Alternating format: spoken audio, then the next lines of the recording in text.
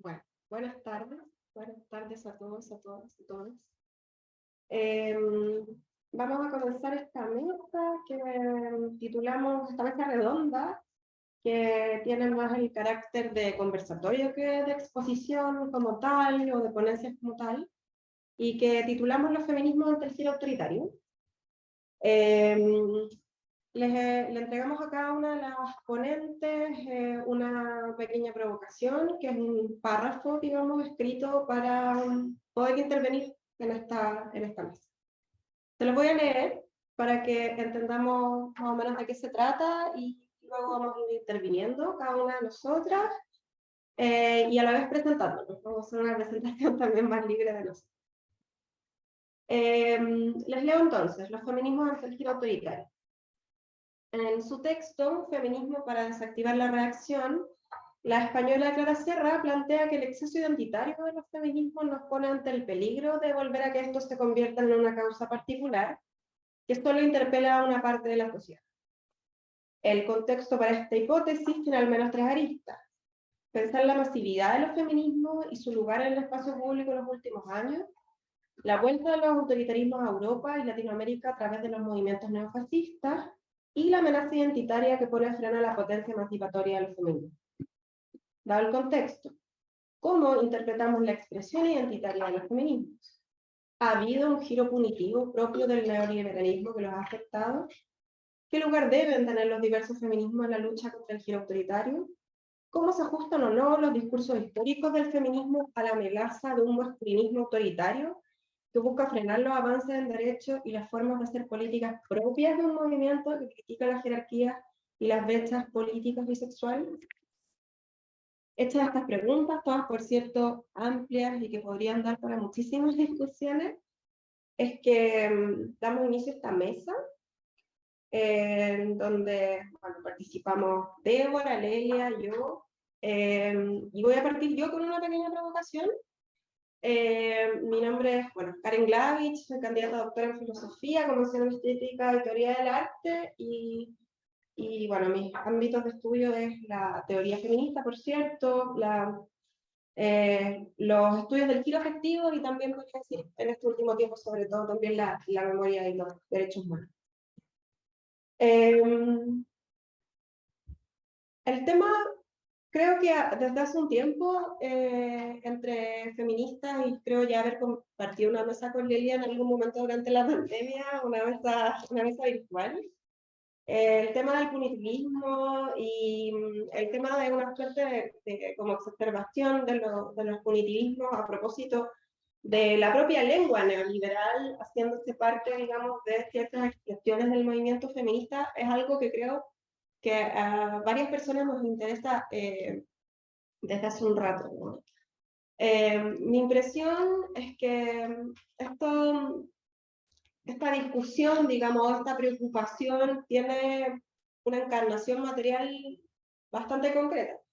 Y es el hecho de haber visto determinados cambios o manifestaciones en los movimientos feministas, en un momento además en que el movimiento feminista ha tenido una masificación importante, ¿no? Una masificación importante en donde, como plantean autoras argentinas como Verónica Gago, por ejemplo, o un poco se insinúa también en este texto de Clara Serra, hay algo que el proceso de masificación, que sin duda es muy pertinente y sin duda nos ha traído muchos avances a los movimientos feministas, hay una suerte de lengua autoritaria o de lengua propia del neoliberalismo que se cuela también en los feminismos y los hace tensionar desde dentro, ¿no?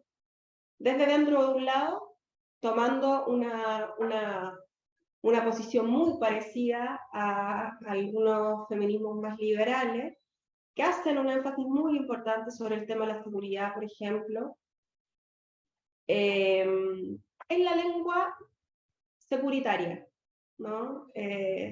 Más que en expresiones comunitarias que podrían eventualmente generar espacios de protección que se hagan cargo de cuestiones que son igualmente esenciales, para asegurar nuestra vida o asegurar una vida vivible, ¿no? Que es el hecho de brindarnos a nosotras mismas espacios de, voy a decirlo de seguridad entre comillas, porque creo que la noción de espacio seguro también tiene su dificultad. Una de las cuestiones que plantea Clara Serra en este mismo documento que yo cito, y que es un texto que salió publicado en la revista Jacobin, en su edición latinoamericana hace un par de semanas, si mal no recuerdo,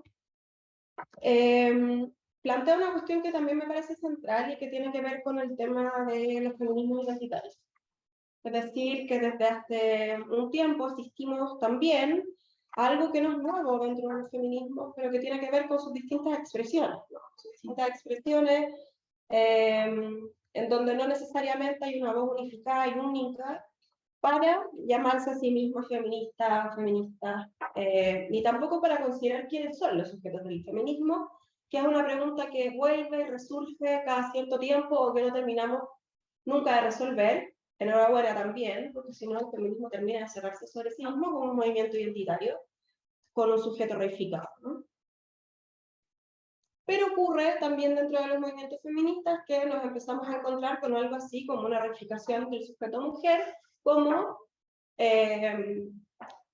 digamos, como el sujeto de la política feminista.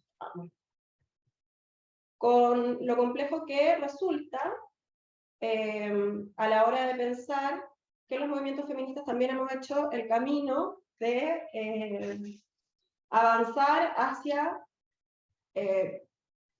pensarnos en un conjunto que no se delimite solo en el sujeto femenino o en la mujer. La diversidad, las disidencias, ¿no? Son parte de un movimiento histórico y de una forma de concebir la identidad o las identidades o las subjetividades dentro de la política que no remite solamente a las mujeres. Una de las preguntas que a mí me interesa y una de las preguntas que yo me hago es si es que ¿seguimos igual? Sí, también. Ya. Igual acá dice que hay que hacer también. Sí. Yo creo que continúa porque la grabación se está dando en última instancia. Entonces una de las preguntas que me parece interesante hacer, ¿no? Es si es que, ya con menos cámara, menos perspectiva, que creo que es interesante hacer, ¿no? Es si hay alguna conciencia, podríamos decir, como entre la fase actual del neoliberalismo o entre un giro que podríamos llamar un giro autoritario con las políticas feministas actuales. ¿Cuánto, digamos, de esto está coincidiendo y por qué hoy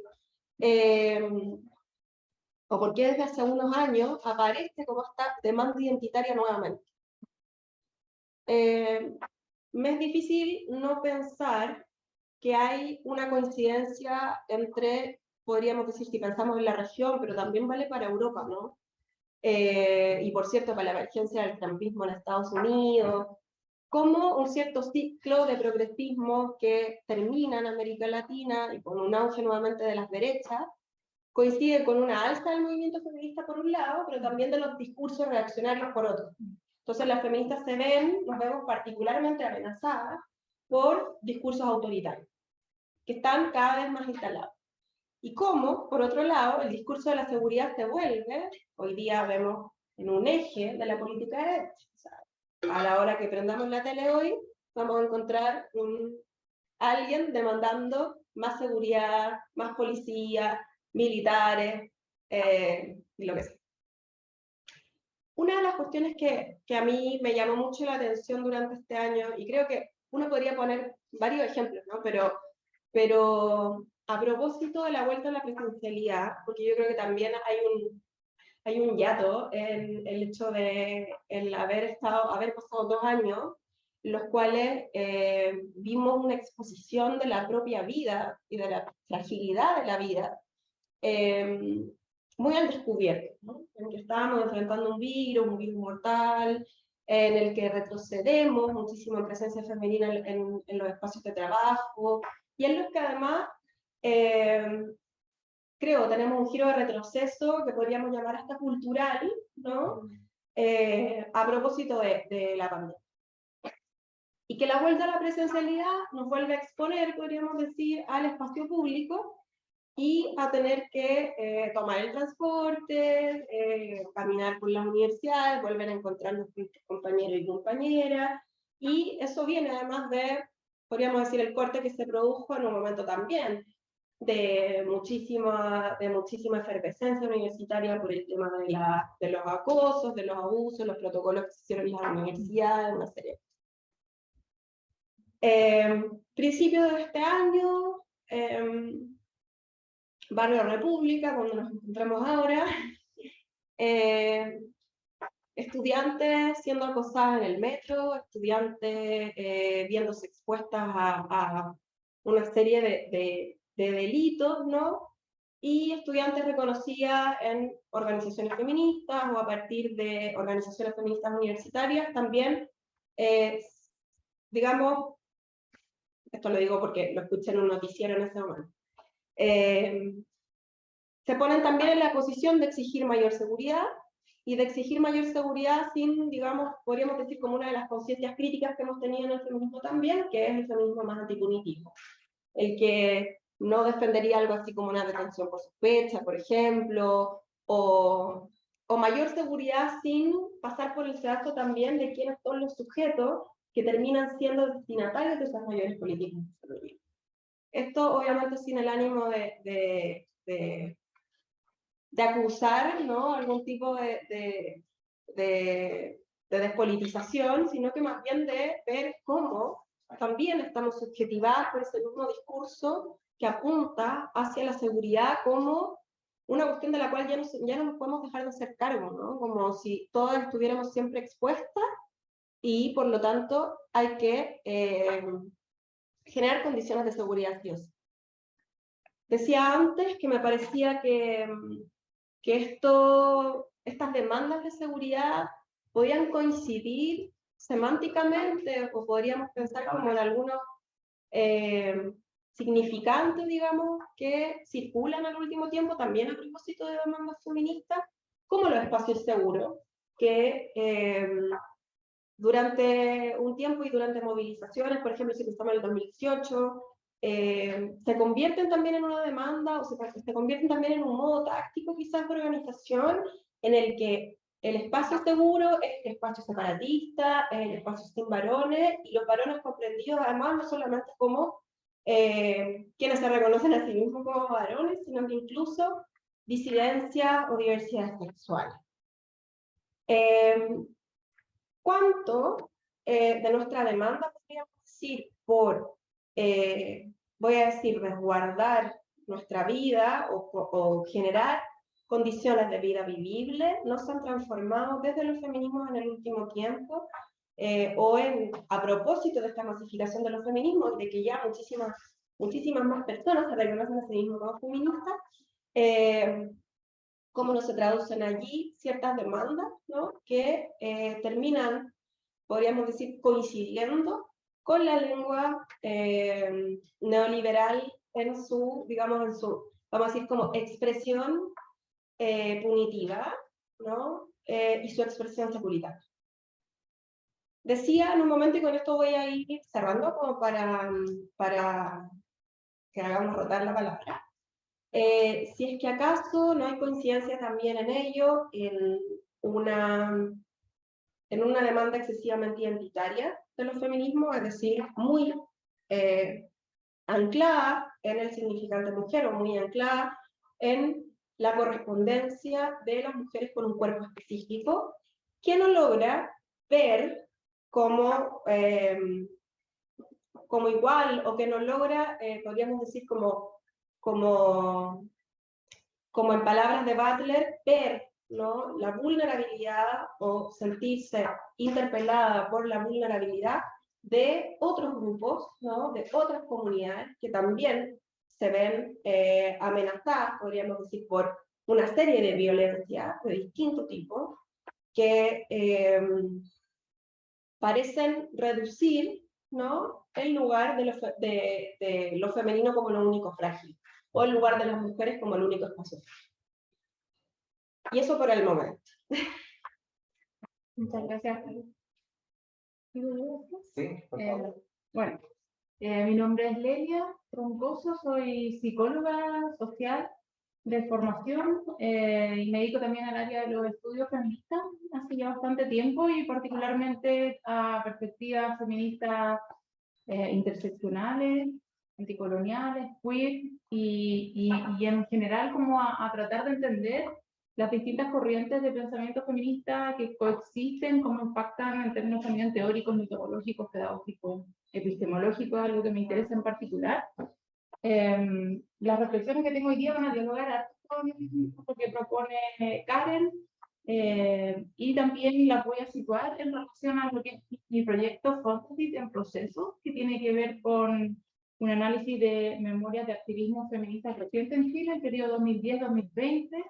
No estoy intentando hacer un análisis justamente sobre lo que han sido las experiencias de coaliciones políticas y de cómo se ha ido incorporando un lenguaje, discurso cada vez más interseccional, en el sentido de que los feminismos ya cada vez menos se identifican solo como mujeres preocupadas por temas de género y patriarcado y sexismo, sino que han incorporado con más fuerza esta idea también de luchas que son antirracistas, antineoliberales, extractivistas, etcétera, etcétera. Eso obviamente no es algo novedoso, pero sí me interesa en términos como discursivos y prácticos las implicancias que esto ha tenido en este periodo en particular.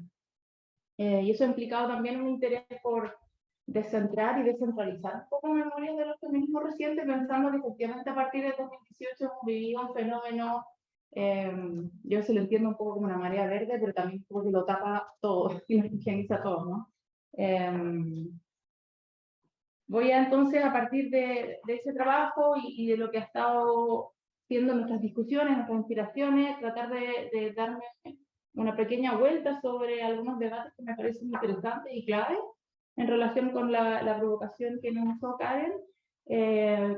Por un lado, ¿no?, cuál es el sujeto político del feminismo, los límites del identitarismo y también la política identitaria en sí misma como un ámbito de disputa del feminismo, particularmente desde las perspectivas interseccionales. Y luego quiero cerrar un poquito con la idea de la praxis política coalicional, que me parece que es algo súper importante si queremos pensar justamente en esta amenaza de los neo-post-fascismo, derechas radicales, globales, ultraderechas, ¿no? Hay distintas maneras de nombrarlo, que sin duda es un desafío, una preocupación, yo creo que compartimos muchas personas. Bueno, está claro que la pregunta por el sujeto político del feminismo es un debate histórico no resuelto, que yo creo que es bien interesante también cómo no deja de reactualizarse constantemente. Vemos también cómo conviven estas distintas posturas. Por un lado, hay muchas que dan por sentado el feminismo en la lucha de las mujeres o de la mujer. Nos vemos también quienes hablen de mujeres y disidencias cada vez más, mujeres, diversidad y disidencias, o mujeres en su diversidad, como decían algunas, justamente para incorporar esta idea de la diferencia entre mujeres, pero también este discurso de todos menos hombres cis.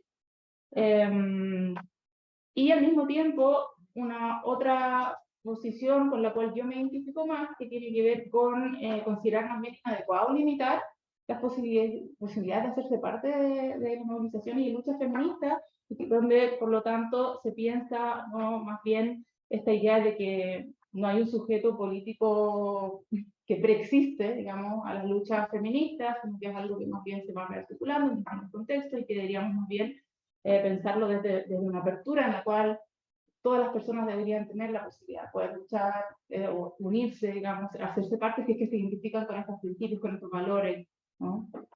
Y yo creo que esto es súper interesante porque justamente todas estas cuestiones que también estaba hablando Karen, el separatismo, las nociones de espacio seguro, han sido discusiones que tienen muchas décadas al interior de los feminismos y donde justamente han sido ciertas corrientes feministas antirracistas, los feminismos negros, chicanos, por ejemplo, que yo he estudiado más detenidamente durante los últimos 15 años, y también desde algunas perspectivas queer, vemos cómo justamente estas ideas de espacio seguro y separatismo se vienen cuestionando hace muchísimo tiempo. Y ahí yo creo que algo que me llama mucho la atención es cómo hay ciertos textos que son súper reconocidos porque son leídos de distintas maneras. ¿No? De hecho, yo he visto, estaba pensando ahora, por ejemplo, en el manifiesto con Baji River, que es súper reconocido, se ve como para muchos un antecedente tanto de los feminismos negros, pero también de las perspectivas interseccionales, tal como se fueron articulando a partir de los años 90. Pero también he visto que lo citan lesbianas radicales esencialistas, y yo digo, ¿qué lectura hacen de este texto, ¿no? Que además tan explícitamente se posiciona, ¿no? Dice, ¿no? Que ellas como mujeres negras, feministas, lesbianas, socialistas, digamos, no están de acuerdo con el separatismo que plantean las feministas blancas, porque ellas, digamos, están ligadas también a las experiencias de los hombres por el antirracismo, pero también plantean, que es muy interesante, y que esto no es una contradicción de que puedan luchar juntos a los hombres negros en alguna instancia y al mismo tiempo se siguen peleando con ellos, por ejemplo, respecto al sexismo y el heterosexismo y otros asuntos. Y ellas en general también plantean esta idea, ¿no? De que justamente es desde estas experiencias atravesadas por estos múltiples sistemas de opresiones que ellas tienen, ¿no? Experiencias en las cuales eso es inseparable y al mismo tiempo las une un interés por analizar esto en términos más sistémicos y estructurales. Entonces, me gusta como pensar cómo estamos interpretando estos textos, cómo los estamos leyendo y hasta qué punto los podemos entender también como una crítica justamente de las políticas identitarias. De hecho, Barbara Smith es una de las que acuña en su momento la noción de política identitaria, y ella siempre lo reivindica, pero ella dice, pero yo nunca quise decir aquello que se transformó en la actualidad. Ella dice en varias entrevistas, que uno las puede buscar en YouTube, dice, bueno, nosotras cuando acuñamos la noción de política identitaria, lo que estábamos haciendo era que era a partir de estas especificidades, ¿no? Que nosotros teníamos, de las experiencias dentro de organizaciones socialistas, antirracistas y feministas, donde no nos sentíamos que podíamos estar, digamos, como reconocidas y evitando estas múltiples opresiones que nos interesaban. Es desde ahí que nosotros tenemos una visión particular, pero jamás dijimos que solo nos íbamos a juntar con aquellas que eran iguales a nosotros, ¿no? Y ella lo dice de manera muy, muy explícita. Entonces, súper interesante esa discusión y poder rastrearla un poco. Y cómo también van aportando, por ejemplo, las perspectivas disidentes. Hay un texto que me gusta mucho, que es como de un blog, ¿no? Que se llama Todos menos hombres cis, ¿no? De Brooke Shelley, que es una activista trans, y justamente ella más bien hace una reflexión sobre cómo esa promesa de espacio seguro de todos menos hombres cis no ha funcionado, ¿no? Ha sido más bien un fracaso. Y ella dice, ¿no? que es problemático reducir el problema a los hombres cis, porque justamente entonces las personas que no son hombres cis no pueden ser considerados personas que abusen, ¿no? Que ejerzan algún tipo de abuso, de relaciones de poder también. Si realmente ella dice no queremos limitar el abuso, deberíamos también como abrir los espacios, ver quiénes siguen y como aplicar ciertos criterios que nos permitan, digamos, de verdad sentirnos seguros y no asumir de antes entonces quienes no.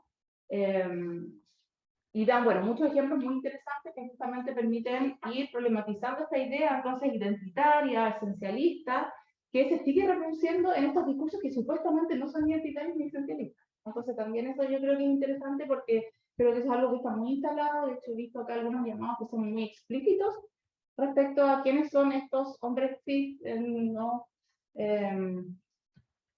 Y también hay activistas trans, ¿no? Como Miquel Micé, que están cuestionando también esto, ¿no? El esencialismo al interior de los activismos trans y de disidencia sexual. Como respuesta quizás a ciertos feminismos radicales esencialistas están respondiendo como con la misma lógica, ¿no? de exclusión mutua. Y lo que a mí me interesa en particular más bien es cómo una mirada más de una identidad en proceso, abierta, crítica, porque también yo vengo de la psicología social crítica, donde justamente siempre ha sido como una piedra de toque de la noción de identidad, como algo que se cuestiona mucho de cómo se ha concebido desde ciertas lógicas más liberales, modernas, pero al mismo tiempo es un concepto que se sigue resignificando, reapropiando, más bien como un sujeto en proceso y más bien como una forma identitaria que nos permita pensar políticas más allá de lo identitario, o más allá de un sujeto preexistente. Y creo que eso es algo que está muy presente en muchos de los textos. Yo he tratado de leer, no sé, me gusta mucho Gloria Saldúa, ¿no? Bell Hooks. Hay muchas autoras que llevo mucho tiempo leyendo, pero releerlas con estas preguntas en mente hace que se iluminen otras cuestiones donde efectivamente esta mirada identitaria crítica está muy ligada también a una crítica al separatismo, al punitivismo, a otras maneras de pensar la seguridad, ¿no? A siempre pensar estas identidades que son cambiantes, que son múltiples, que son complejas, que están atravesadas también por dinámicas de poder, y también un llamado a seguir cuestionando constantemente los nuevos esencialismos. De hecho, hay un texto de Lorenz Saldúa que es muy cortito, que es como el prefacio de este puente llamado Hogar, que es un libro que viene 20 años después de este puente en mi espalda, que es más conocido, ¿no? Y donde ella justamente hace una reflexión crítica sobre cómo fue leído este puente en mi espalda por parte de mujeres de color de una manera muy esencialista, ¿no? Se fue instalando esta idea, entonces las mujeres de color se van a articular solo entre ellas, y de hecho en este libro, ¿no? Que sigue un poco la misma lógica, pero es más gordo, se incluyen textos de hombres gay, de personas trans, etcétera, y ella dice, yo sé que no les va a gustar, pero vamos a arriesgar su disgusto, ¿no? O sea, y me encanta este texto porque dice, bueno, hay que cuestionar los términos blancos y mujeres de color, al mostrar, dice, ¿no? Que la blancura no puede aplicarse a todos los blancos, ya que algunos poseen conciencia de mujeres de color, al igual que algunas mujeres de color tienen conciencia de blanco, ¿no? Y dice, queremos cambiar las nociones de identidad, considerando las partes de un sistema más complejo que ocupa un terreno más amplio, demostrando que las políticas de exclusión basadas en categorías tradicionales disminuyen nuestra humanidad, ¿no? Y sigue repensando este concepto de puentear, que han trabajado mucho, ¿no? Las feministas mexicanas, como puentes, ¿no? Que siempre son inestables, ¿no? Que se caen, que hay que rehacerlos, que hay que parcharlos, y a partir de ahí pensando también esta idea de un puente que permita abrirnos a lo extraño y arriesgarnos, ¿no? La idea también del riesgo, de que el feminismo no puede ser en realidad que no tiene tanto sentido pensarlo, la seguridad como el horizonte, sino también puede ser, ¿no? La necesidad de arriesgarnos porque lo que queremos, digamos, es cambiar la sociedad en su conjunto. Entonces creo que es súper interesante eso. También hay otro texto que estaba remirando, que es de Kathy Cole, ¿no? De 1997, Punks, Bulldaggers and Welfare Queen, donde ella critica o habla un poco de cuál sería el potencial radical de la teoría queer. Me encanta este texto, ¿no? Porque ella justamente dice, bueno, lo queer era tan potente, ¿no? Era tan antiesencialista, tenía todo este potencial de visibilizar las prescripciones de la heteronormatividad, problematizar también miradas unidimensionales, los activismos eran muy antirracistas, muy anticarcelarios, etcétera, etcétera. Pero ¿qué pasa cuando de alguna manera ciertas teorizaciones y ciertos activismos terminan quedándose anclados en la dicotomía hetero-queer, y ahí en particular ella aborda lo que es Queer Nation y lo que ella llama el infame manifiesto Odio a los Heteros, lo que ahora también circula mucho como fanzine y que es como súper... Yo me acuerdo de haberlo leído más chica, yo igual entré en feminismo por lo queer, ¿no? Más de 20 años, y ahí me acuerdo ese manifiesto era un poco lo que me pasaba también con Valerie Solana, que algo tenía como de rupturista y atractivo esa radicalidad, pero con el tiempo ya lo leo en realidad como un manifiesto bastante nefasto, porque justamente lo que hacen también, y ella lo analiza muy bien, es confundir heterosexualidad con heteronormatividad, como confundir niveles, ¿no? Y instalar un discurso que justamente pierde su capacidad interseccional de estar cuestionando constantemente también el clasismo y el racismo, y lo que hace también es no permitir que seamos capaces de mirar cómo la heteronormatividad, por ejemplo, impacta en todas las personas, no solamente en las personas LGTBIQ+, etcétera, ¿no? Y dice, bueno, en las comunidades negras, las adolescentes con embarazo adolescente, no son tratadas de promiscuas, etcétera. Eso también es la heteronormatividad. Eso también es la heteronormatividad y tenemos que ser capaces de mirar. Entonces, y esto es algo súper interesante porque también nos abre entonces esta posibilidad de cómo impacta el racismo en las vidas, por ejemplo, de nosotros como personas blancas mestizas en estos contextos. Porque cuando hablamos de racismo tenemos que hablar de las mujeres haitianas, etcétera. Y no podemos hablar de cómo nuestras vidas, nuestros privilegios, nuestras formas de habitar el mundo también están configuradas por esa estructura. Y creo que esto es algo que nos falta, y justamente para mí esa es como la patita más interesante de las teorizaciones interseccionales, es que a partir de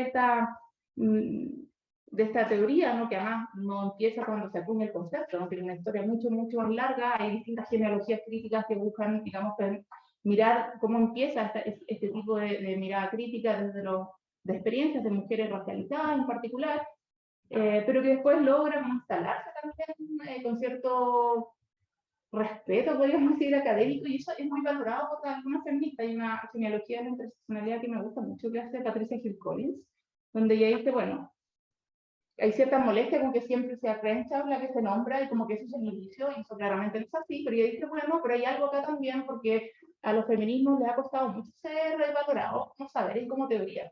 Entonces, el hecho de que creen que ya era una persona con una respetable, logra instalar ese concepto, es una revista académica súper importante, sí tiene un peso porque implica reconocer todo un campo de pensamiento crítico y también decir, bueno, los feminismos negros también hacen teoría, ¿no? Porque no está idea que los feminismos blancos han hecho teoría, bueno, igual sigue siendo cuestionado en humanidades, ciencias sociales, etcétera, pero en general estaba esta idea, ¿no? Y estas otras son las que aportan experiencias, que es un poco lo que pasaba también con los latinoamericanos. Acá están los movimientos sociales, pero los que piensan no están en el norte. Entonces, y justamente también, ¿no? Lo que ella empieza a instalar con fuerza es esta vinculación de una perspectiva interseccional, ¿no? Que busca mirar la articulación entre categorías de opresión en las experiencias grupales, individuales, pero también la articulación de sistemas o estructuras de opresión, y al mismo tiempo que ese tipo de análisis nos debería servir para articular alianzas, ¿no? Esa es como la finalidad política que yo considero que es más importante o más, me parece más potente, más atractiva, ¿no? No es solamente para analizar, sino que a partir de este tipo de análisis deberían abrirse estas posibilidades de alianza. Y ahí justamente hay toda una discusión súper compleja sobre cómo la interseccionalidad por parte de algunos sectores se ha interpretado más bien como una teoría identitaria, se ha interpretado como una teoría identitaria, o se ha usado de maneras muy esencialistas, versus distintos ejercicios como de lectura de algunos textos que dicen, no, lo que acá se está diciendo es que las identidades son en sí mismas potencialmente coalicionales, lo que hacemos acá es desarmar las identidades, demostrar que el sujeto mujer no solamente no es internamente homogéneo, sino que está atravesado por relaciones de poder, ¿no? Y hay una necesidad de visibilizar estas diferencias, pero también cómo se producen, ¿no? En general vemos que hoy en día la interseccionalidad ha entrado un poco como diversidad o como algo para mirar las mujeres que son diferentes, ¿no? Como la diferencia como una característica esencialista, pero si uno lee, incluso hay un libro muy bueno que es de Anna Karastakis, un nombre griego, creo, no sé si bien cómo se pronuncia, donde ella hace un close reading de Crenshaw. Es súper interesante porque hace un análisis súper fino de su pie de página, porque en general Crenshaw se ha considerado una como nota crítica porque viene del mundo legal, jurídico, que es más cuadrado, etcétera, pero ella dice, no, en realidad Crenshaw no es eso que dicen, ¿no? Ella en realidad está planteando también esta idea de un cuestionamiento muy fuerte, ¿no? A lo identitario, está pensando las identidades en términos de coalicionales, en términos de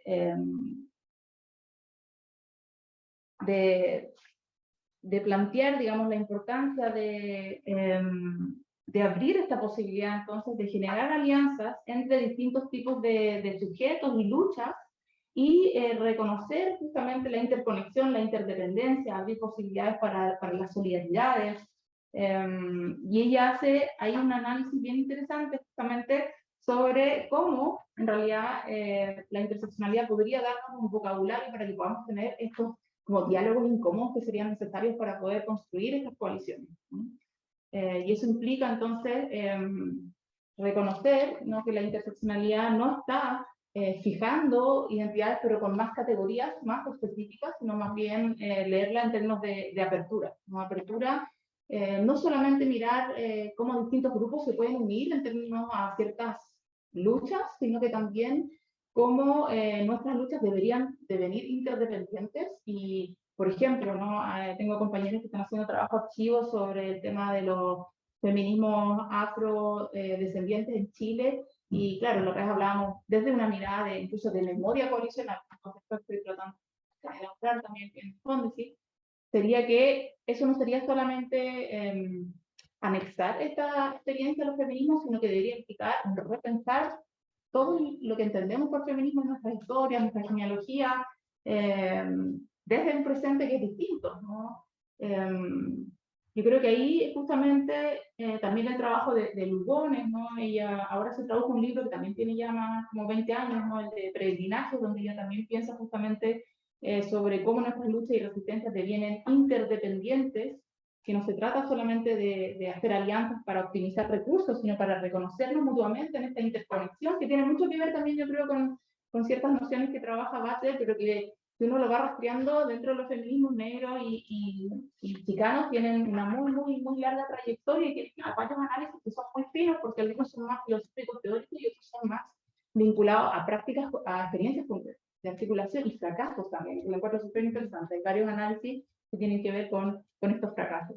Y ahí, ya como para cerrar, ¿no? Una de las cosas que me parece potente ahora respecto a estos aportes que pueden hacer estos pensamientos feministas, antirracistas, interseccionales, anticoloniales, queer, ¿no? Y le pongo apellido porque efectivamente creo que es importante darnos cuenta de que todo esto también que hablaba Karen viene porque hay cierto pensamiento feminista que ha sido más visible, que ha tenido más tribuna, y otras maneras totalmente distintas de entender estos asuntos que han estado más marginadas, ¿no?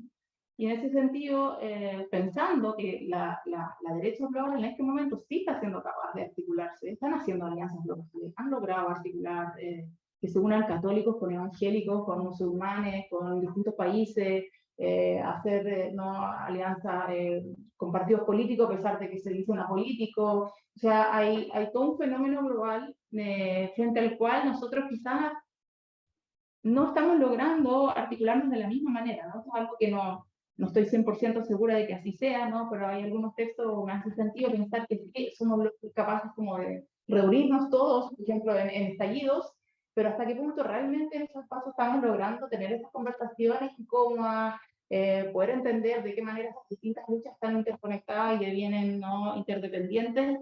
Me parece que no tanto, y que más bien incluso si lo pensamos en términos de la separación de asuntos de género y sexualidad, ¿no? Incluso con mujeres y disidencias, ¿no? Como un y es un más, o es un decir, bueno, ¿no? Tenemos que tratar de entender de qué manera la misoginia también impacta, por ejemplo, en las experiencias de personas gays, lesbianas, trans, etcétera, y dejar de separar, y más bien tener cómo avanzamos estas miradas más integradas. Y yo creo que nos cuesta mucho a nivel institucional, el activista, a pesar de que ha habido tantos avances en esta línea hace bastante tiempo, ¿no?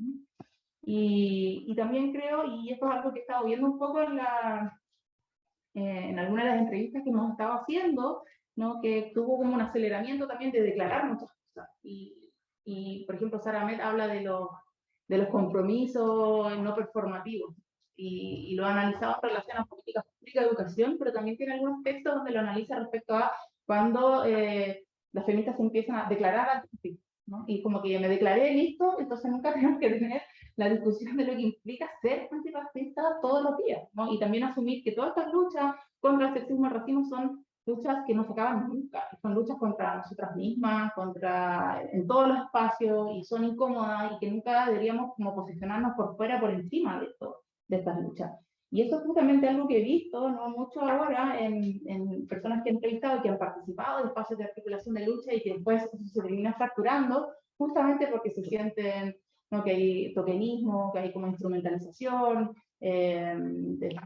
bueno, que ahí está, pero si eso ya está resuelto, no tenemos por qué conversarlo, y porque estamos muy apurados y lo queremos todo y ahora, ¿no? Y yo creo que ahí está algo también, ¿no?, con las velocidades y las temporalidades de lo que son en las movilizaciones sociales en los últimos tiempos, que es algo que a mí me interesa mirar justamente para poder hacer un análisis crítico constructivo que abra como otras posibilidades de encuentro y de alianza, porque estamos en tiempos que yo creo que son críticos en términos de lo que nos convoca acá, ¿no? Este avance antiderecho, antiideología de género, que además también, yo ya veía, ¿no?, revistas, números especiales que están analizando lo que pasó con el boicot al Tratado de la Paz en Colombia, por ejemplo, etcétera, y uno va leyendo y dice, pues esto mismo está pasando acá, pero estamos ahí como, estamos más peleándonos entre nosotros, estamos como, no sé, hay algo ahí también, yo creo que es el neoliberalismo, no solamente en términos de punitivismo, sino también de individualismo, de cada uno quiere estar en el centro, ¿no?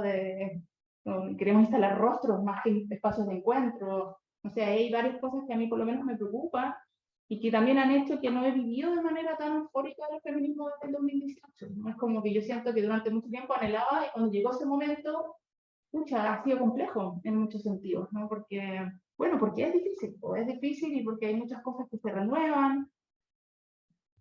Y con esto sí que ahora sí cierro, y yo creo que también es muy importante, yo insisto, de problematizar las dicotomías entre academia, calle, activismo, intelectualismo. Me pasa mucho con estudiantes, pero también en otros espacios, que hay como esta cosa como esta crítica plana al academicismo, como si estas discusiones teóricas feministas fuesen realmente solamente en torres de marfil académicas, ¿no? Cuando la gran mayoría, yo creo que justamente las teorizaciones feministas vienen de otras formas de pensar epistemológicamente, desde las experiencias, ¿no? Desde las luchas, y hay un diálogo ahí, y donde creo que los espacios, que estos son los espacios donde deberíamos poder tener algunas de estas discusiones, facilitarlas, ¿no? No para apropiarnos de los discursos, sino para facilitar ciertos espacios.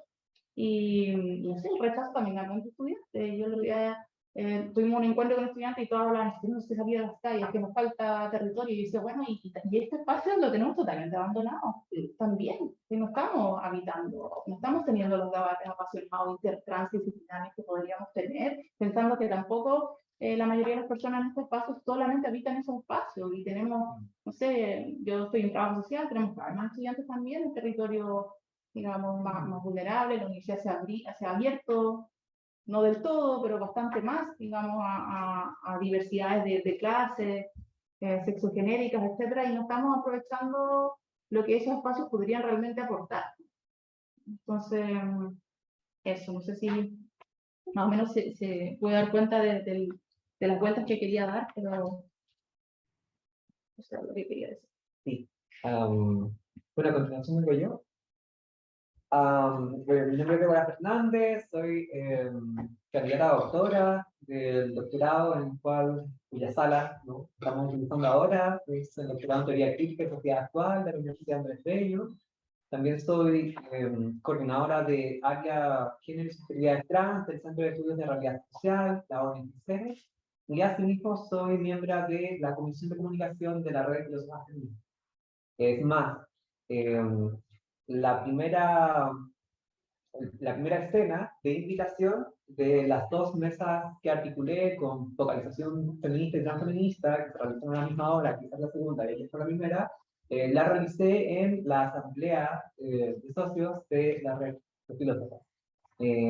Karen, Nicole, y a poquito hubieron otras articulaciones, ¿no es cierto?, y otros rostros que incentivaron y finalmente pudieron hacer que las cosas se diesen, ¿no?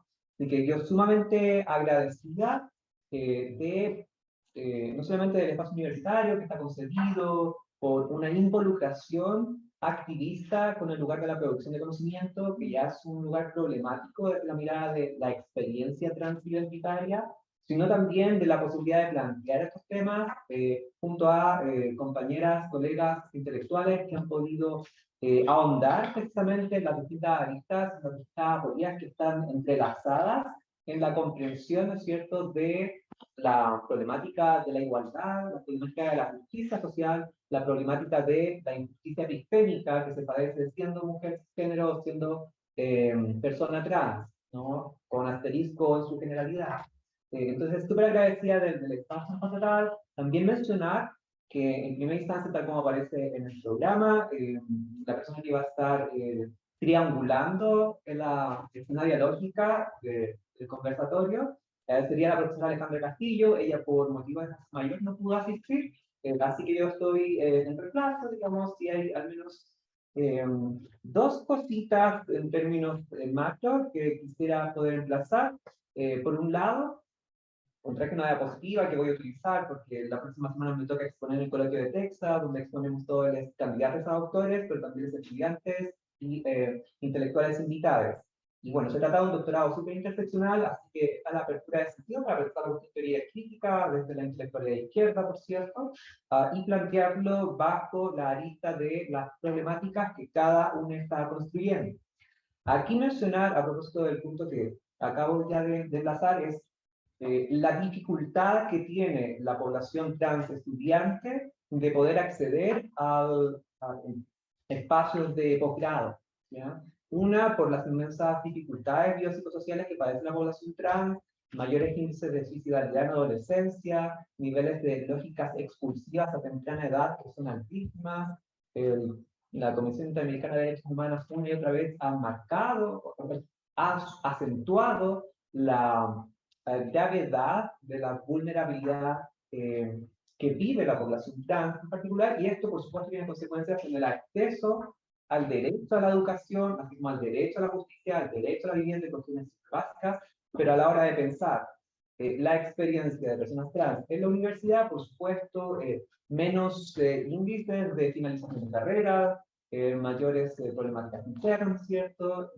Entonces, esa es una cuestión interesante porque al menos en este doctorado yo hice 2 veces, quedé en la segunda, con una investigación abocada a pensar los fundamentos y las contradicciones de la lucha por los derechos de la identidad trans en los últimos años. Entonces, al menos 2 cosas, como la decía en términos macro. Una, poder desde mi investigación actual, como una diapositiva que voy a avanzar, que voy a visualizar, poder llegar al punto, ¿no es cierto?, de pensar los feminismos ante el giro autoritario, que es lo que nos convoca en la mesa, la provocación misma, y por otro lado, dar respuesta a algunas conexiones en torno a posicionamientos que han salido en esta mesa y en la mesa anterior, también pensando en este caso la violencia antigénero como un fenómeno macro a nivel latinoamericano. Entonces, si me dan un segundo, voy a mover un poco esto.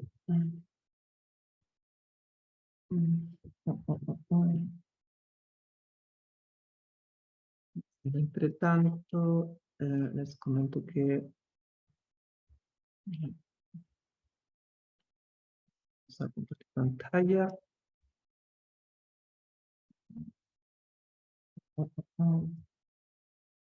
Acá sea la pantalla única, compartir, perfecto. Vamos a presentar. Ya. Bien. Me llevo esto para acá. Estamos. Bien. Un poco esto es lo que voy a exponer el viernes que viene, porque me toca a mí, y es un poco presentar un avance de la investigación. Tuve el examen de candidatura en marzo de este año, entonces estoy en la primera etapa. Entonces, cuestiones así estructurales, porque me parece que también es meritorio, ¿no es cierto?, plantear cuál es la experiencia de investigación o en qué está, o sea, no en términos globales, pero sí en qué está y qué se puede, ¿no es cierto?, como estudiante de doctorado pensando estas temáticas. Entonces, ya, entiendo que no estamos viendo eso, o sea, ya, sí, la barrita ahí. Entonces, bueno, básicamente es una investigación que busca estudiar los últimos 10 años del marco de inteligibilidad normativo del sistema sexo-género, allí donde una de las cuestiones fundamentales es pasar del esquema de redistribución y reconocimiento hacia lo que comprendo como la reconocibilidad de la identidad trans. Esto que Judith Butler ha acentuado desde sus primeros textos, pero que ha cristalizado de mayor forma a partir de los años 2000, tiene que ver con las condiciones de emergencia de ese sujeto, allí donde ¿no es cierto?, puede, en efecto, ser partícipe de escenarios públicos, de articulaciones que, en efecto, posibilitan una enunciación que antes no estaba dada, y que en el caso de las subjetividades trans o de las vidas trans propiamente tal, supone la emergencia del sujeto social de las personas trans. Esto es el boom de la visibilización de las identidades trans, por ejemplo en Chile, pensar desde el 2017 al 2018, con la campaña de la Luz de la Libertad, una política antigénero, antitrans, comandada internacionalmente, pero a su vez en 2018, con el Oscar a la película La Mujer Fantástica, en la cual la Daniela Vega tuvo la oportunidad de ser la primera mujer trans en presentar en los Academy Awards, y la influencia que esto tuvo en el devenir constitucional de la ley de identidad de género. Entonces, un poco el problema es en términos de diagnóstico, es cómo la expectativa social cisgénero ha operado como el fundamento último de las condiciones normativas que, al tiempo que legitima la reproducción de los privilegios cisgénero, promueve el desprecio y la otrificación de sus vidas. El resultado de esto es el carácter sistémico y estructural de las distintas formas de violencia sexista. Y una de las cuestiones que es súper meritoria mencionar es la diferencia de los estudios queer con los estudios trans. Y es, si bien una cuestión que en principio apareció como una problemática a nivel de los estamentos académicos, de los distintos departamentos de género, que han promovido, ¿no es cierto?, la lucha por, o sea, la investigación en pos de la justicia social de personas generizadas. Sin embargo, también es una discusión que ha surgido acá en nuestro contexto latinoamericano. Conversaba hace un par de semanas con Blas Ral, quien pudo levantar el proyecto de Cátedra Libre de Estudios Trans, y también hay un eje articulador de comprensión, no solamente por las inmensas dificultades que los movimientos terfistas, de feminismo radicales anti-trans, han han interpuesto en la existencia de este tipo de producciones al interior de la academia, sino a su vez el componente de reduccionismo asociado con la posibilidad emancipatoria que tuvo lo queer dentro del espacio académico, dentro de la teoría. Entonces, una de las primeras distinciones, por supuesto, tiene que ver con, pareciera ser que el movimiento trans es supra-identitario, ¿no? En cambio, lo queer, al principio, es un descentramiento del sujeto a propósito de algunos desgloses finos de la teoría postestructuralista, pero que, por supuesto, está pensando cuestiones de crisis sociales radicales que confrontaron, las cuales fueron objeto de la población LGBTIQ+, como la crisis del SIDA, como la imposibilidad, ¿no es cierto?, de obtener algunos servicios sociales, etc. Sin embargo, la cuestión trans parece que tuviese la noción de identidad como motor político que, a ojos postestructurales, es mucho más problemático, ¿no? Dentro de un marco teórico es un poco eso, epistemologías trans, la Butler, Foucault. Sí, las investigaciones críticas abocadas a las políticas género-sexo-disidentes provenientes de la crítica cultural, de la filosofía posfeminista y la historiografía chilena. Lelya, de hecho, tiene varios textos a propósito de no solamente del lugar de las demandas trans en el tsunami feminista del 2018, sino también de la genealogía crítica de la aparición de los movimientos antigénero en Latinoamérica, a propósito de que no se trata, sí, en efecto, se trata de una cuestión mandatada desde las cúpulas eclesiales, pero que tiene una historia subyacente también, por ejemplo, en las discusiones al interior de espacios educativos en Chile, a propósito de las JOCAS, ¿no es cierto?, y de lo que el conservadurismo, ya sea conservadurismo antineoliberal o neoliberalizado, ¿no es cierto?, concibe como el rol de la familia, como la piedra de toque donde ya sean los feminismos pro aborto, o ya sean las disidencias sexuales, o ya sean las leyes que procliven, ¿no es cierto?, a darle igualdad a las personas trans, son vistas como perversiones, ¿no?, y son combatidas como tales.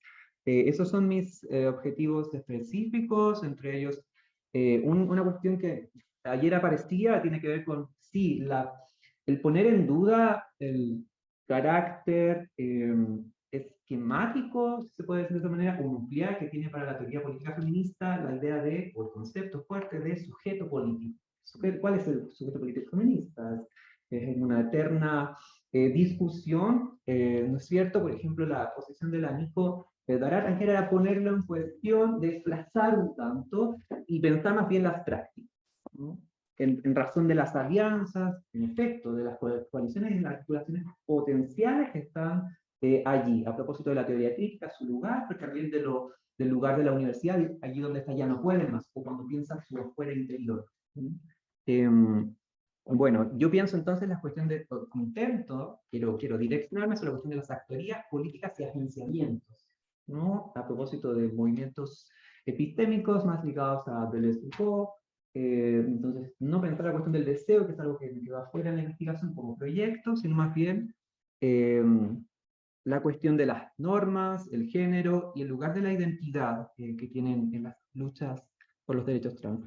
de eso, algunas hipótesis y qué es lo que quiero... a propósito de la cuestión de la emergencia, armé una pequeña línea de tiempo en cuanto a los hitos que posicionaron lo trans en nuestro contexto local chileno, y al menos aquí quiero que atendamos a lo siguiente. Por ahí sumamente relevante, el ciclo por un feminismo sin mujeres, que se realizó en el 2010 por la Coordinadora Universitaria de Ciencias Sexuales y que tuvo una publicación en el siguiente año. Es sumamente relevante porque en efecto es un un producto venido de parte de un colectivo de izquierdas que agrupó distintas disidencias, distintas investigadoras académicas que planteaban al interior de la universidad la posibilidad de pensar cuestiones que no estaban para nada pensándose a nivel universitario, ¿no? Y que cuando eran sí concebidas se pensaban bajo la matriz de estudios de género que en efecto reducían el capital de las prácticas de lectura que estaban circulando en esa época. Paul Preciado, la misma Judith Butler, por mencionar solamente los autores más conocidos. A su vez, ¿no es cierto? Sabemos que la Ley de Identidad de Género parte en 2013, promulgada en 2019, y lo que quiero que atengamos aquí, más que ir puntualmente en cada uno de los hitos, es que avanzando en el tiempo hay mucha mayor cantidad de capital de visibilización. Y en efecto hay más hitos, y hay más intenciones y voluntades que las que están promoviendo, ¿no es cierto?, la integración de la población trans en el espacio público en pos de la creación de políticas públicas, ¿no?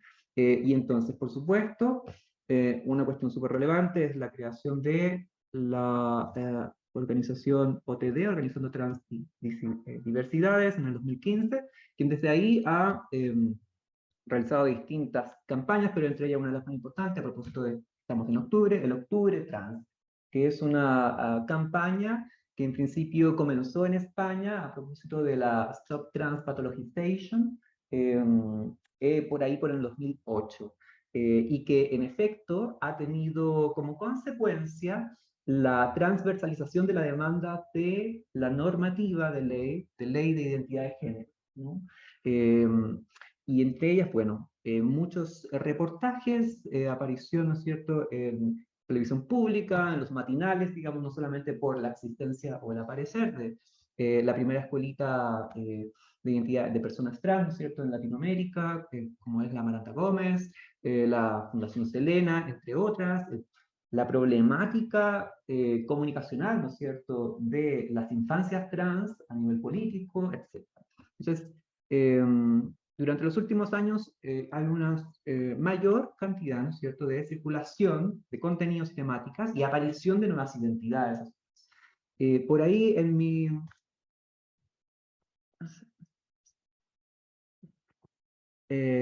por ahí ya me interesan también los arcos de cómo se está pensando los estudios trans en Norteamérica. Esta es una de las revistas más interesantes, ¿no es cierto? La Trans Studies Quarterly de la Duke University, y en Francia, ¿no?, la existencia de la sociología des transidentités de Karine Spineira. Y por ahí nociones centrales para comprender, ¿no es cierto?, las distintas distinciones y especificidades a propósito de las distintas formas de violencia que padece la población trans, sus consecuencias estructurales, pero también la singularización de estas mismas experiencias.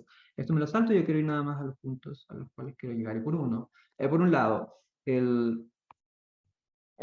la aparición de, a propósito de la cuestión de los enclaves autoritarios, de los discursos antigénero, la emergencia transodiante del evangelismo antigénero acá en el país, ¿no? Y al menos hay algunos puntos que quisiese relevar, tienen que ver con, entre ellos, sí. Parte de esto está en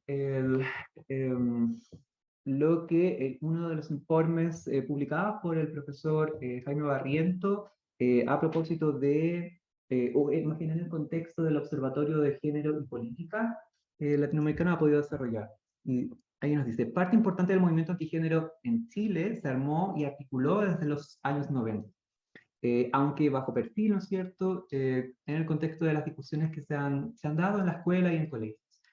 Un momento interesante, ¿no es cierto?, también de pensar es la cuarta conferencia de la mujer de Beijing, dada la pronunciación del Senado a propósito de la categoría de género, ¿no?, que no comprende y no afecta en realidad la cuestión fundamental que tiene que ver con el cuerpo y el orden de la mujer, que sería propiamente la familia. La misma Nelly Richard, en Abismos Temporales, ha resignificado ese momento como un momento también articulador de las políticas conservadoras asociadas a la aparición del género en términos de articulación de políticas públicas, etc. También la respuesta a la ley antidiscriminación que dio la ley política, en particular en ese momento, ¿no? Cito, en el año 2012 se realiza en el país un seminario sobre las terapias reparativas en la Facultad de Derecho de la Universidad Católica. Y es una de las cuestiones que trama yo diría, estrategias de los movimientos anti-trans en particular, y que, por supuesto, tiene la historia de tiene la historia de la homofobia, yo diría, en cuanto a tal, y que tiene que ver con algo que yo plantearía como un instrumento más que una finalidad de los movimientos antitrans.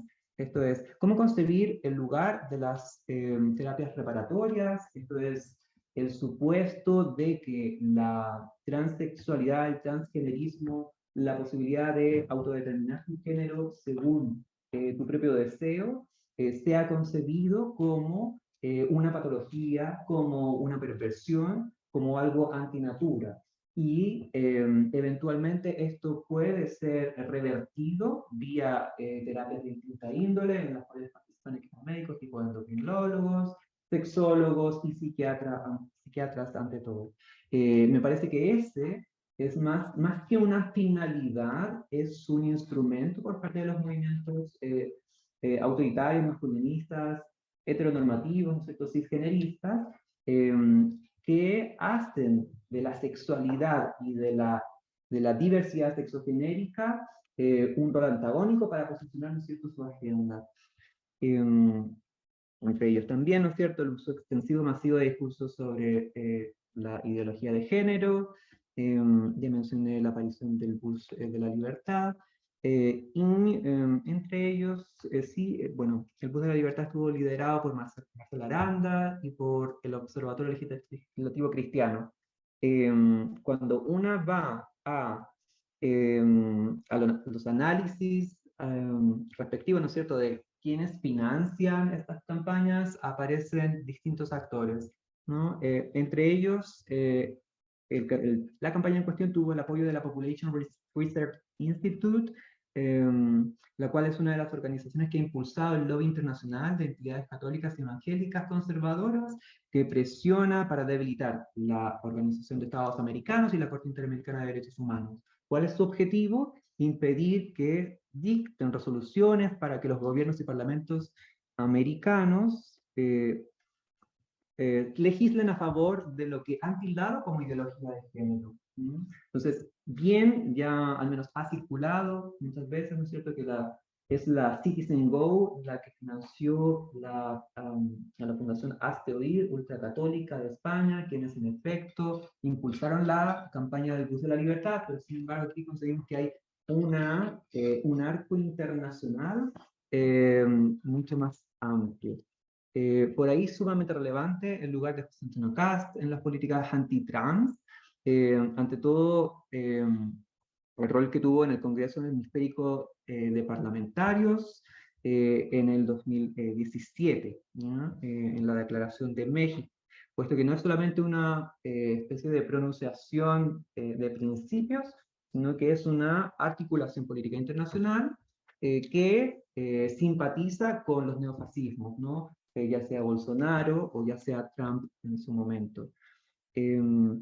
Eso por un lado, y lo otro, como contrapartida, diría, una cuestión que apareció ayer y que apareció también ahora en la presentación de Lelia, tiene que ver con yo lo consigo como la vitalidad que tienen los transfeminismos acá en el país, en Chile, a diferencia de lo que está ocurriendo en otros países, donde el feminismo trans excluyente se está vinculando ante todo con movimientos partidarios de la derecha que muchas veces promueven políticas en contra de los derechos sociales de las mujeres en su generalidad. Entonces la pregunta, por supuesto, es ¿hasta qué punto el feminismo puede aliarse con su enemigo allí donde el punto o el sujeto de dislocación que está siendo excluido es el sujeto trans o el sujeto no binario o el sujeto de diversidades sexogenéricas, como un puntal que podría eventualmente venir a corromper o a disgregar, a desfragmentar esa unidad necesaria para obtener los derechos, siendo una población históricamente marginada, también como lo han sido las mujeres, con una inmensa historia, ¿no es cierto?, de reivindicación. Entonces, esta es una pregunta sumamente interesante. Sin embargo, hay un punto de coincidencia con lo que exponía la profesora Claudia Sofía ayer, que nos contaba que la historia del transfeminismo en Puerto Rico también es sumamente enriquecedora, y que los fenómenos de tipo encontrar en el espacio público, ya sea televisivo o en la prensa, incitaciones al odio hacia las infancias trans, no ha aparecido en los últimos 20 años. Nos traía a colación precisamente la fundamentación de los transfeminismos como una posibilidad emancipatoria de pensar la democracia a propósito de los posicionamientos anticapitalistas y antidecoloniales, ¿no? Entonces pensaba el transfeminismo ante todo como una ética interseccional. Ese era pero lo más rico además, por cierto, que nos traía es en efecto, al igual de lo que yo sostengo, sucede en Chile, el feminismo trans excluyente tiene poco lugar, ¿no? Ahora, este margen es sumamente, no es como variable desde el punto de vista del celular, no, sino más bien es un margen que, digamos, es muy puntual, porque asimismo, les hablaba hace unos minutos de la Cátedra Libre de Estudios Trans, y las noticias que me daba Blas Ray desde la UBA, precisamente que se ha debilitado la fuerza de este proyecto, también una articulación internacional, intercontinental, debido a la injerencia que está teniendo el movimiento tercista, los esencialismos biologizantes, que abogan por los derechos de la mujer, pero respaldando la exclusión de otras identidades al interior de la universidad. Y entonces uno dice, bueno, no es meramente una cuestión de articulación política, sino también una cuestión que sucede al interior de la universidad cuando está pensando cuestiones tan interesantes, tan radicales, ¿no es cierto?, como son las identidades no normativas o postgenerizadas. Entonces, yo traigo aquí, a propósito de pensar cómo, por qué, de dónde, la fuerza del transfeminismo, o más bien la fuerza de la alianza entre el movimiento, más bien de la teoría política feminista o la teoría crítica feminista con los derechos trans, con el activismo transidentitario. Entre ellas encuentro bueno, lo que Alejandra Castillo ha denominado feminismo de la disidencia. Ya, aquí no lo tengo, pero eso lo voy a... Es básicamente una forma de comprender el cómo los feminismos desde el año 87, en el primer congreso de literatura femenina en Latinoamérica, el lugar del cuerpo de la mujer ha sido problematizado. Si bien desde el espacio literario y desde la teoría crítica, o más bien de la crítica cultural en ese momento, a propósito del contexto de hacer lo imposible para derrocar a la dictadura, en efecto, el rol de la mujer, la posibilidad de configurar aquello que está entramado en la idea del sujeto político del feminismo como mujer, ha sido cuestionado. Y desde ahí, digamos, hasta la importancia que tuvo la coordinadora universitaria, ¿no es cierto?, de ciencias sexuales, hasta hoy en día en el aparición de las identidades trans y sus derechos. Hay una cuestión, sí, con esto yo creo que me voy a cerrar, es relativa a las limitaciones que tienen una de las estrategias que ha adoptado el activismo trans a propósito de la desigualdad, ¿no? Y el deseo de obtener una igualdad sustantiva, no meramente formal. Y tiene que ver con la cuestión de la ciudadanía. Entonces, si pensamos el arco y las singularizaciones que posee la experiencia de las demandas de la ciudadanía sexual en Chile, bien, sabemos que diversidad sexual es algo muy distinto a las disidencias sexuales, porque por diversidad sexual entendemos aquellas demandas que han sido capturadas o han sido traducidas al lenguaje gubernamental de la Agenda Rosa, entonces aquellos que todavía conciben la cuestión genérico-sexual a propósito del orden nuclear que tiene la familia, ¿no es cierto?, como constitutiva de la sociedad. Y sabemos que las disidencias sexuales abogan por aquellas políticas más radicales, pro aborto, ¿no es cierto?, anticapacitistas, antirraciales, anticapitalistas, y transfeministas que en efecto han erosionado esa posibilidad de decir del feminismo y han tensionando lugares exteriores de la cadena, hecho que la enunciabilidad y la comprensión de lo trans no sea tan sesgada por principios con los reductivismos, ¿no? Que podría, ¿no es cierto?, suponer. Y entre ellos, claro, tanto la profesora María H.C. Agra, que nos compartió una clase magistral hace poco, como Alejandra Castillo, coinciden en una cuestión relativa al orden de la ciudadanía, o a la comprensión de esto. Por un lado, la profesora española nos dice, la razón de ser de la paradoja de que las mujeres pidan medidas de discriminación positiva para poder ser ciudadanas plenas, no ciudadanas de segunda que votan pero no acceden a la representación, a los ámbitos de poder y decisión, radica en que las mujeres no son individuos, así la concibe ella, en el sentido en que lo son los individuos varones que acceden al espacio público. Contrapone así el espacio de los iguales al espacio de las idénticas. El problema está en que precisamente las mujeres siguen siendo ciudadanas y no son individuos.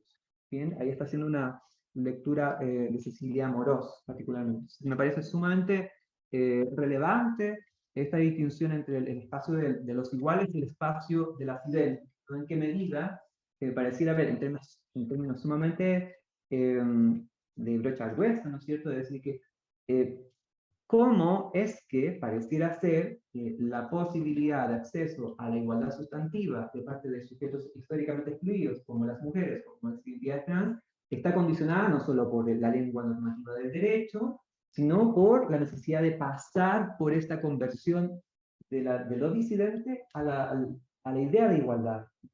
Y entonces seguimos siendo el espacio de las idénticas para poder obtener esa igualdad que es propia, al parecer, de hombres y género masculinos, heterosexuales europeos y con posibilidad de pago. Y esto mismo lo comprende, o al menos lo entabla, Guadale Castillo en un librito que de hecho, se lanzó hace un par de días, no más atrás. La misma Karen estuvo en la escena del lanzamiento, que se llama Tiempo de Feminismo. Ella lo concibe como el dilema de Mary Wollstonecraft. Y cito, si las mujeres quieren ingresar al espacio público, lo deben hacer en tanto hombres.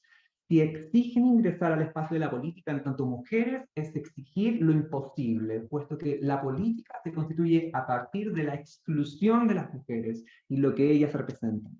Ingresar a la política implica ingresar como hombres. Salir de la política o estar al margen de ella es permanecer siendo mujeres.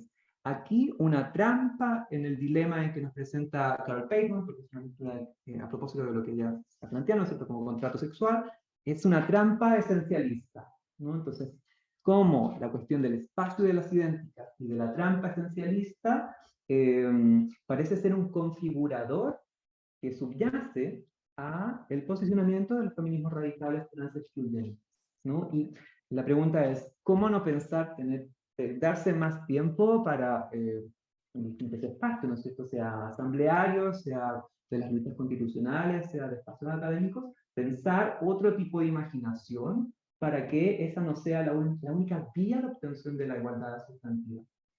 Entonces, eso traigo a colación el día de hoy. No hay, por supuesto, conclusiones aún, por cierto, pero me parece que es una de las cuestiones más relevantes, al menos desde el punto de vista de mi investigación actual, a ser consideradas. ¿Quién? ¿Hugo? Sí, yo voy a hacer una pregunta porque está de moderadora y también está, ¿no es cierto?, como ponente. Entonces, ahora me van a escuchar solamente la voz porque están viendo, ¿no es cierto?, a nuestra expositora y no creo que quieran verla a mí. Es que está en vivo, estoy controlando también, ¿no es cierto?, que la emisión y no tiene ningún problema. Bacán. Vale, sí, les quiero hacer una pregunta a Débora, ya que fue la única intervención que escuché completa. Antes no se tuve unos problemas con el streaming, tratando de resolverlo, pero básicamente creo que igual es una pregunta que puede ser abierta a la mesa para la discusión, para iniciar una discusión nosotros, entre ustedes tres y yo que también me quiero plegar nosotros ahora como público. La pregunta es la siguiente, Débora. Me hizo mucho ruido, ¿no es cierto?, esta paradoja que tú presentaste al final, ¿no es cierto?, en donde compara, ¿no es cierto?, lo que dice Alejandra Castillo con lo que dice María José.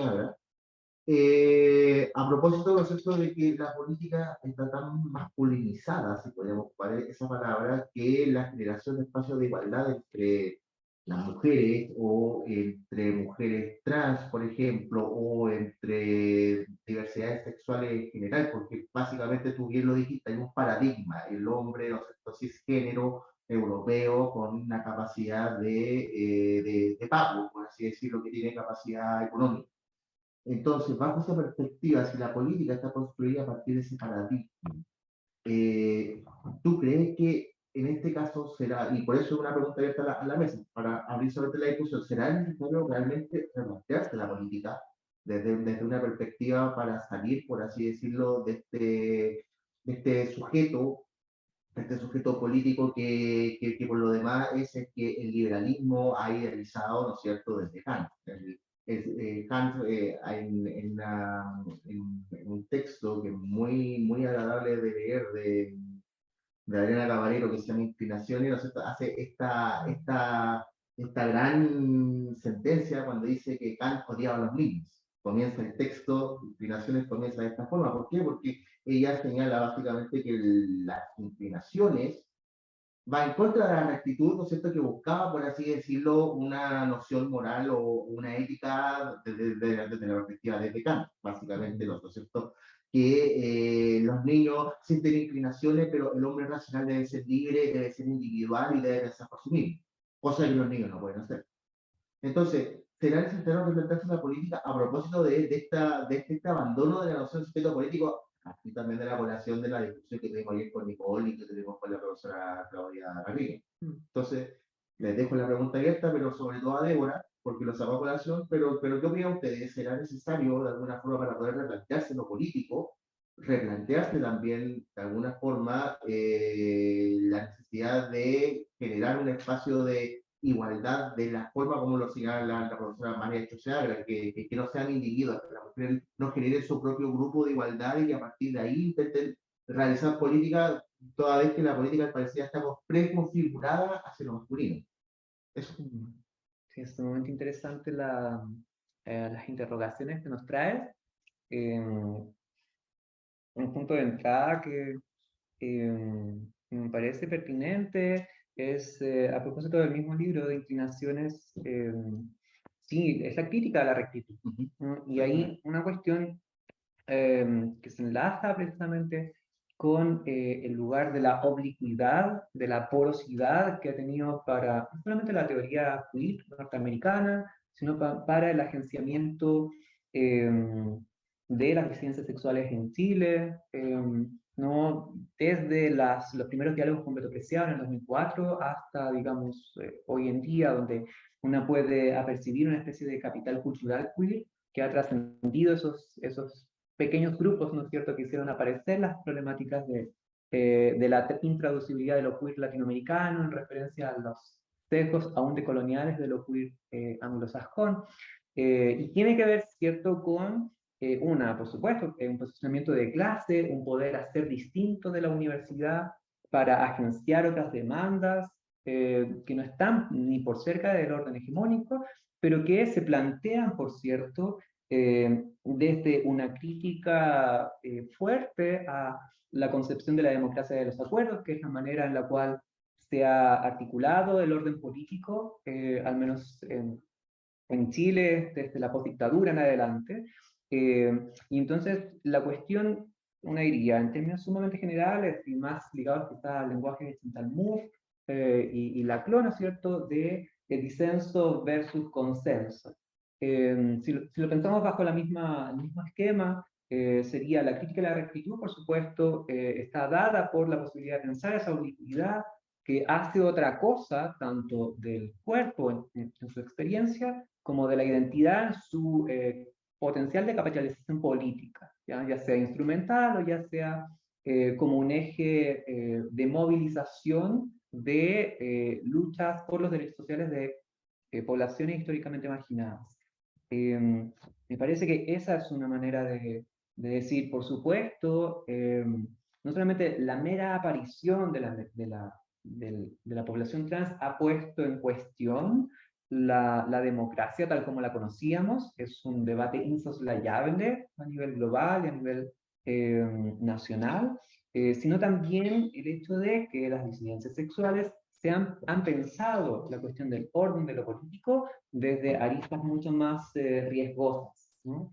Hay al menos dos cuestiones. Una que la Alejandra Castillo también en múltiples textos ha mencionado también la necesidad de tomar riesgos, ¿no?, a propósito del feminismo, de cuestionarlo absolutamente todo, y que sea una cuestión problematizante, incómoda para todos aquellos estamentos que en alguna instancia ¿no es cierto?, se ven como representantes de las formas y formalizaciones del poder. Entonces me parece que eso es importante. Por supuesto que si lo pensamos desde las políticas de visibilización trans, hoy en día es problemático porque, no es meramente que queden cortas o que están restringidas el lenguaje de derecho para la obtención de una normativa que te permita en efecto un bien, ¿no?, una sostenibilidad de la vida, un buen vivir inexistente para la población trans en general, sino porque una diría, a propósito de una cuestión sumamente clave, ¿no?, que tiene que ver con el rechazo, ¿ya? De hecho, la Hilary nos traía a colación el día de ayer, bueno, ¿cuál fue el motivante mayor al parecer, ¿no es cierto?, según su investigación en curso, de la propensión al rechazo? Fue la idea de nación, que estaba siendo dañada, resquebrajada, que estaba puesto en riesgo, ¿no es cierto? Y cuando una leía, ¿no es cierto?, cuantitativamente, según los índices, cuáles son las nociones, o los semantemas, o los significantes que más fuerza tenían en esa propensión a la elección rechazo, era la idea de nación vinculada a el antiindigenismo, ¿no? Entonces la idea de una justicia paralela pareciera ser que fue lo que más generó, ¿no es cierto?, esa polarización. Y entonces, cuando pensamos cuál fue el lugar en efecto de las demandas como educación sexual integral, ¿no?, demandas de educación sexual no sexista, las demandas de la posibilidad de que las identidades sexogenéricas, lesbianas, trans y otras pudiesen participar del paso de conjunción de alianzas, más allá de la idea de matrimonio, más allá de la idea de la cópula heterosexual, parejas monogámicas, pareciera ser que, si bien también daño a la idea de nación, daño al identitarismo, que parece ser lo único que tiene valoración en el orden político, sin embargo, tuvo un rol menor. Es decir, esa no fue la causa. E incluso allí donde perfiles apruebo, rechazaron en vistas de razones o variantes asociadas, parece no haber sido ese el motivo, ¿no es cierto?, de la opción rechazo. Entonces, pienso, cómo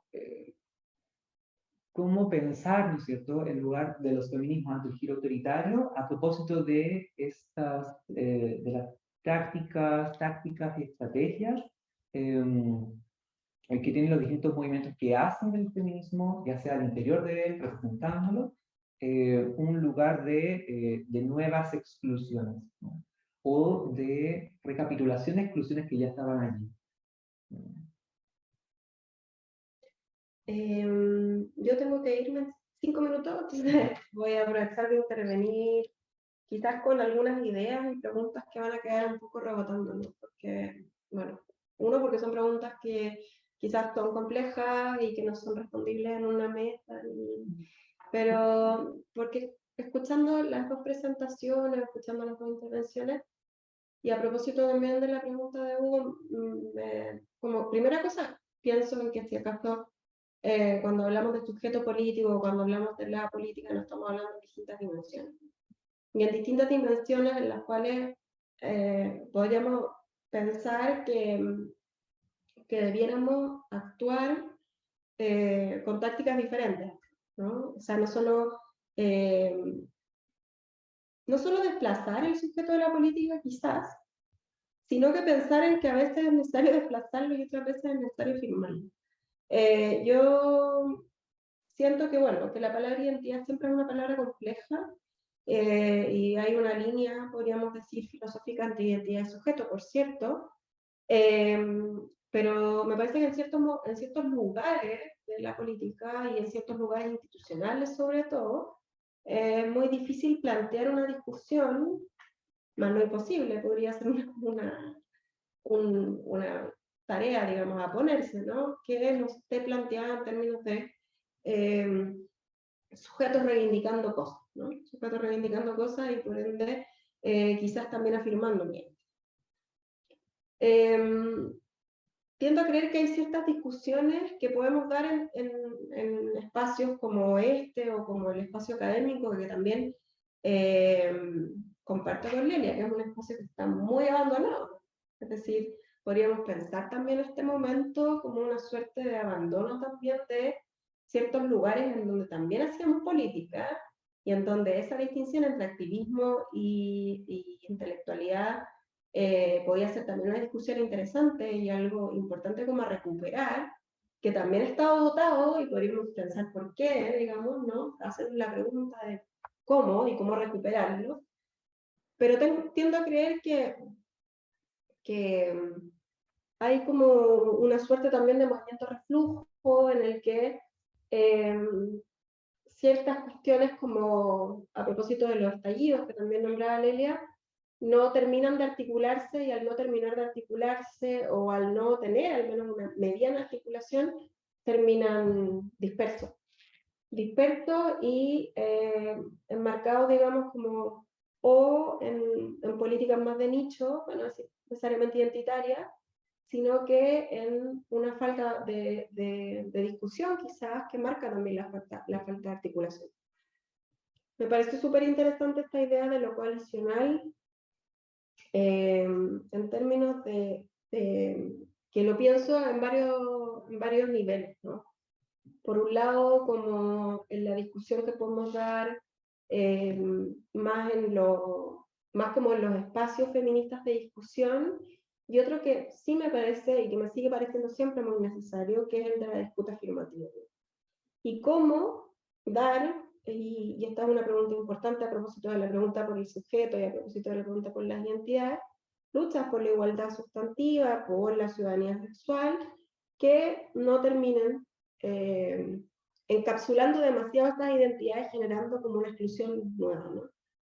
Porque finalmente pareciera que estuviéramos siempre en una política de la renuncia, en la que por acomodarnos, ¿no? a esta suerte como de ir perdiendo también, como de ir perdiendo y que por lo tanto ya no tenéis el parlamento más favorable o que estás cada vez más arrinconado por las políticas más conservadoras y por lo tanto como el ir cediendo finalmente termina articulando un lenguaje que es propio de la derecha, que es propio de lo, podríamos decir, antitrans, o de una política en donde las mujeres y la identidad mujer y la mujer y la familia, ¿no? Vuelven al lugar central del feminismo que suena inteligible. Entonces, por cierto, me parece que es una discusión para largo, pero pienso tal vez que a propósito de esto de lo colisional, que me gustó mucho como lo planteó Lelia, hoy, para el momento actual, en donde el neoliberalismo toma esta salida que también es individualizante o atomizante, tiene que ver también con reconocer ciertos espacios de encuentro, de interdependencia, y más que de atomización, el de poder juntarnos en pos de trabajar en estas distintas capas, pensando que todas las capas son necesarias. Yo ahí sí retomo esto también de Alejandra, en donde dice, bueno, el feminismo tiene que ocupar todos los espacios. Y en distintos espacios va a poder, en el fondo, tener distintas capacidades o poder llegar hasta lugares más lejanos, pero debiera ser siempre el feminismo una suerte de política en que por lo menos nos atrevamos a mover el propio discurso de los feminismos para no ser carne. Ahora, ¿cómo eso? Yo al menos soy de la idea de que si bien hay ciertos resguardos, ¿no?, que uno toma en el momento de un momento autoritario o de avance de grupos, no sé, evangelistas, como nombrabas tú, o neofascistas, si bien hay ciertos resguardos, ¿no?, que se toman, digamos, por la propia vida, ¿no?, hay cuestiones a las cuales no se debería renunciar nunca, ¿no?, como cuáles son los límites, ¿no?, que estamos dispuestas a aceptar respecto de retroceder en cuanto a las luchas feministas. Y a mí en ese sentido, para una agenda afirmativa, yendo en lo institucional, creo que dimensiones como no sé, al caso, la ley de identidad de género, o incluso la interrupción voluntaria del embarazo, deberían ser todavía cuestiones que no se suelten, incluso en momentos en los cuales está todo por perderse, ¿no? Desde nosotras como feministas. Sí, no, muy breve nomás. O sea, yo creo que, bueno, salieron muchísimos temas y todos son complejos en sí mismos. Yo creo que para mí el tema del individualismo y de la falta de capacidad, o sea, porque hablamos mucho de interdependencia, vulnerabilidad, relacionalidad, pero yo creo que ahí para mí está como un poco la clave, porque creo que eso está muy presente en los activismos, ¿no? Está muy presente en las maneras en que nos vinculamos con las luchas, está muy presente en la universidad, o sea, la universidad está muy liberalizada, muy competitiva, muy individualista, en espacios eh, muy difíciles también de habitar, ¿no? Son espacios donde la gente no lo está pasando bien, nadie, entonces yo creo que por lo mismo, ahí pienso mucho en las pedagogías cuando hablan de la pasión, ¿no? Esta necesidad de la pasión en el aula que nos permita como articular, ¿no?, el tema afectivo que también trabajas tú, ¿no? Yo creo que por ahí hay algo que también es clave para poder entender qué implica realmente hacer este trabajo de interconexión. Y ahí también, ¿no?, tenemos todo este movimiento antiderechos, pero también pienso en, no sé, yo soy muy fan del trabajo de Dean Spade, ¿no?, que es un abogado trans, y él trabaja la noción de resistencia interseccional, ha hecho propuestas bien interesantes sobre el tema de justicia social y también de crítica a la noción de derechos. Entonces es súper loco, ¿no?, que también tenemos, es súper contradictorio lo que está sucediendo en términos del ataque de la ultraderecha y el tipo de discursos que ocupan, cómo tergiversan, se apropian también de la crítica a la cancelación, de la objeción de conciencia. Entonces hay conceptos que han sido útiles y que después son reapropiados, son despolitizados, y yo me siento en un momento súper, y pude hablar el miércoles en un conversatorio más pequeño también sobre el tema del discurso de odio, y esto de que, claro, a todos condenan la violencia, a todos, pero como que nunca hablamos de que estamos entendiendo por violencia, que no estamos entendiendo lo mismo por violencia, como lo que tú decías antes. Y yo creo que ahí hay un tema, no estamos entendiendo lo mismo por igualdad, por violencia, por justicia social, por derechos humanos. Y creo que estas son discusiones de fondo también que nos pueden abrir justamente a encontrarnos de otra manera. Y algo está pasando, o sea, el movimiento del feminismo que reivindica el sexo en vez del género, un feminismo antigénero, es un fenómeno global. Yo creo que efectivamente estoy de acuerdo en parte con Débora, que es algo que todavía no está tan fuertemente presente en Chile, pero hay ideas de este tipo de pensamiento que circulan. ¿No? Hay una cuestión muy contradictoria que sí que he visto, digamos, y hemos escrito el prospecto que está presente en la forma en que se está haciendo política feminista. Y hay dimensiones ahí y creo que son contradicciones que de un lado están en todas partes, pero hay algunas que me parece que sí son problemáticas porque parecieran haber como mayor conciencia de aquello. Y para mí eso sí tiene que ver con estas lógicas, ¿no? De todos menos un existe, está súper instalado en los feminismos y en las disidencias. Para mí sí es problemático. Porque creo que reivindica lo mismo, ¿no? Corre un poquito más el cerco del límite, para mí la misma lógica casi, o sea, subyacente es la misma lógica de los grandes excluyentes. Entonces me parece problemático y es algo como súper tabú de discutir, ¿no? Es como súper tabú de discutir y creo que, y cuestionar la idea de igualdad, o sea, esta idea también de, yo sigo escuchando en muchos espacios, ¿no? Es que el feminismo quiere la igualdad entre hombres y mujeres, y eso está súper cuestionado, o sea, si uno mira, no sé, feministas, especialistas, antirracistas, siempre han dicho de qué igualdad me están hablando. ¿Qué hombres se quieren igualar? Para nosotros ninguno de los hombres con los que nos relacionamos son hombres con los cuales nos gustaría, porque tienen vidas miserables, no explotados por el capitalismo, etc.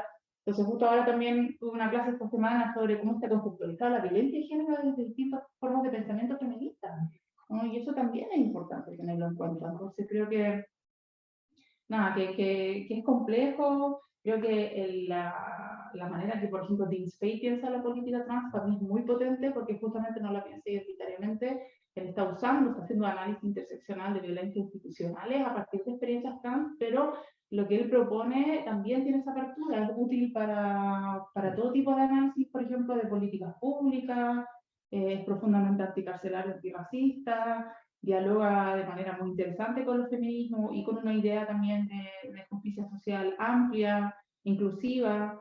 Entonces, nada, yo creo que ahí, por ejemplo, yo trato de reivindicar mucho eso ahora. Como ya, ¿no? Las personas trans no solo como objeto de estudio, como objetivos, sino como también que han producido saberes, ¿no? Y que también han contribuido, digamos, a estos temas que ahora están súper, digamos, en boga, pero lamentablemente, digamos, trabajados de maneras que yo considero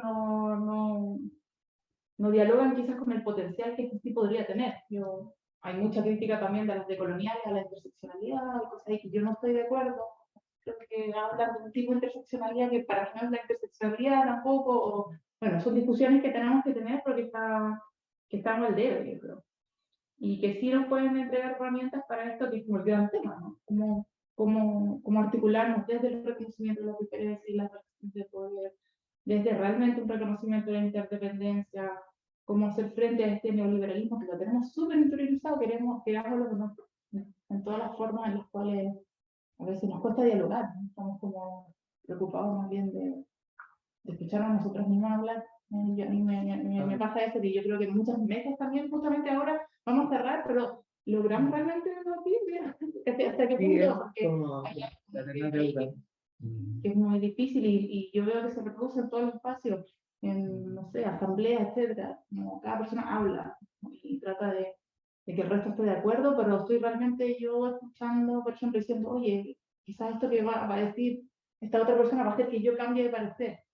Y creo que ahí hay algo también de ese dualismo, Sí, es muy complejo. uno no puede sino estar con con la idea de, bueno, ¿va a quedar o no va a quedar? ¿En qué medida va a intencionar otro tipo de actuar, otro tipo de saber, otro tipo de hacer?